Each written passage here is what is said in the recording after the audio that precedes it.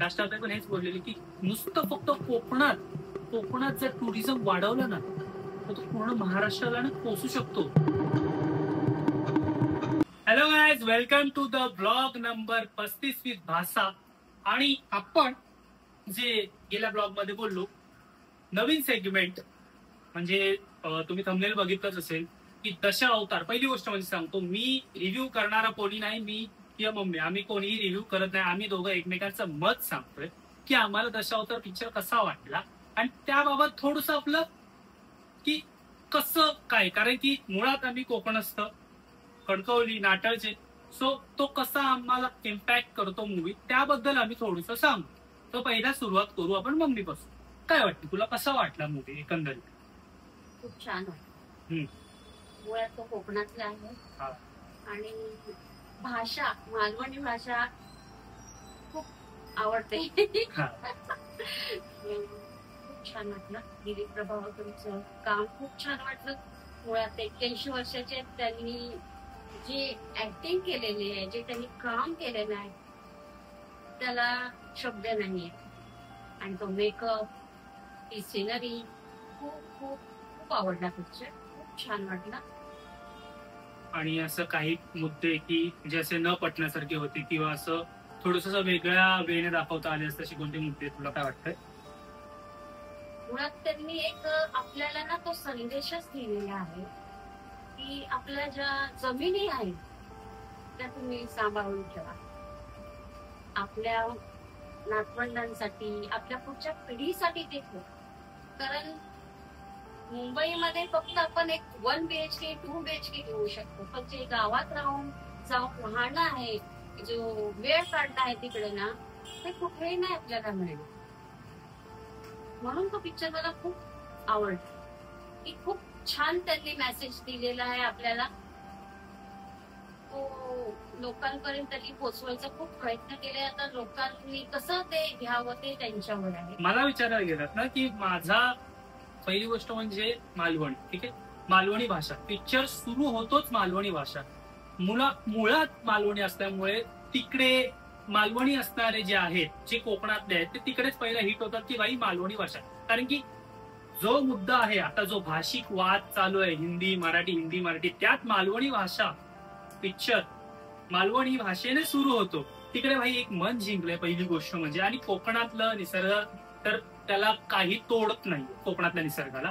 आणि दिलीप प्रभावळकरांनी जे 81 वर्षात त्यांनी जे त्यांच्या वयाची जी कारकीर्द आहे त्या वयाच्या हिशोबाच्या पलीकडे जाऊन त्यांनी जे काम केलंय, मुळात जो अंडर वॉटर सीन होता तो सगळ्यात बेस्ट होता. आणि ज्या गोष्टीसाठी राज ठाकरे भांडतायत की मराठी माणसाने आपली जागा सोडू नये, तो एकदम सुंदर मुद्दा त्या पिक्चर मार्फत मांडला गेला आहे. सुबोध आय थिंक सुबोध चुकला असेल तर माफ करा, सुबोधच डिरेक्टर होते आणि तो इतका सुंदर विषय मांडलाय. राखणदार, जो आपला राखणदार आहे, बरेच लोक बोलतात की राखणदार वगैरे नाही. भाई जे कोकणातले ते या मुद्द्याला पॉइंट धरून राहणार की भाई राखणदार आहे आणि तो करतो. दुसरा मुद्दा म्हणजे मला असं थोडस असं वाटलं की एका मुवमेंट नंतर थोडस असं पिक्चर असं ना, थोडस म्हणजे एकदम बोलतो 10 to 20% असं मला असं लेंदी वाटलं. तुला वाटलं असं? ते तिचं पर्स्पेक्टिव्ह, माझं पर्स्पेक्टिव्ह सांगतो, थोडस वाटलं. म्हणजे त्याने काही इश्यू झाला नाही, पण थोडस एक असं वाटला. बाकी गाणी बिणी, अजय अतुलचं गाणं, ते नट, ते दशा अवताराचं, आणि ज्यात त्यांनी कोकणातले एक कलाकार आहे त्यांचा फोटो आणि नाव बी इकडे टाकेल, ते यूज केलं नाही. त्यांचं ते म्हणजे स्त्री पात्र करतायत, त्यांचं नाव मला तिचं नाव पण नाही मला माहिती अशी, सॉरी. पण त्यांनी पण खूप उत्तम केलं. कारण की मूळ मातीतला कलाकार जेव्हा पडद्यावर येतो ना, तेव्हा लोकांना रिप्रेझेंट करण्यासाठी ते आणखीन उत्तम होतं आणि तेच दाखवलं. मी अजूनही बोलतो, हा आमचा रिव्ह्यू नाही, मी फक्त माझा पर्स्पेक्टिव्ह सांगतो. तिने तिचा पर्स्पेक्टिव्ह सांगितलाय की का बघितला पाहिजे मूळ. मराठी भाषिक तर लोकांनी बघितलाच पाहिजे, अमराठी आहे त्यांनी पण बघितलं पाहिजे की कोकणात काय आहे. म्हणजे लोक बोलतात की हिंदी लोक बोलतात की कोकण क्या आहे, कोकण क्या आहे. तुम्ही तिकडे जाल, तुम्हाला जायची पण गरज नाही. तुम्ही फक्त तो मूवी बघाल तेव्हा तुम्हाला कळेल की कोकण काय आहे. आणि बाकी काय नाही, आर्टिस्ट कमाल सिद्धार्थ मेनन आवडता ऍक्टर आहे, म्हणजे त्याचं काम पहिल्यापासून बघतोय. खूप क्वचित मूवी करतो, पण त्याचं मूवी सिलेक्शन आहे ते खूप सुंदर आहे. आणि प्रियदर्शनी सॉरी नावात गपलाय. प्रियदर्शनी तिचं तिच्याकडे बघण्याचा दृष्टिकोन असाच झालाय की ही कॉमिक आर्टिस्ट आहे, ही कॉमेडीच करते, हास्य जत्रामुळे तिची कॉमेडी कॉमेडी कॉमेडी, पण त्याच्या पलीकडे जाऊन तिने जो रोल केलाय ना भाई, खूप खूप सुंदर. तुला काय वाटतं त्याबाबत?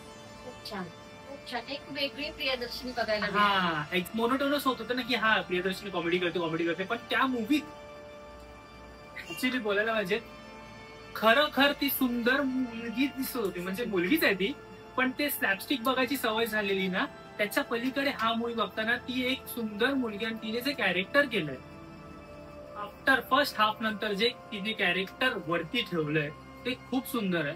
प्रत्येकाने बघितलंच पाहिजे. जर बघितलं नसेल तर बघा. तुम्ही जर मराठी असाल तर तुम्ही नक्की बघा, खाली सबटायटल असेल. थिएटरमध्ये जाऊन बघा.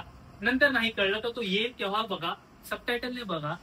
बाकी खूप सुंदर, खूप उत्तम काम झालंय, खूप मजा आली. आणि आत्ताच्या या सिच्युएशनला ना अशी मूवी होणं हे खूप गरजेचं आहे. सिनारिओ सध्या चाललाय जो भाषेचा चाललाय, त्यात हा सामाजिक जो टाकलाय, सामाजिक असा तो कल्चरला धरून जो सामाजिक त्यांनी संदेश दिलाय की भाई कोकणातल्या माणसांनी आपली जागा कोणाला देऊ नका.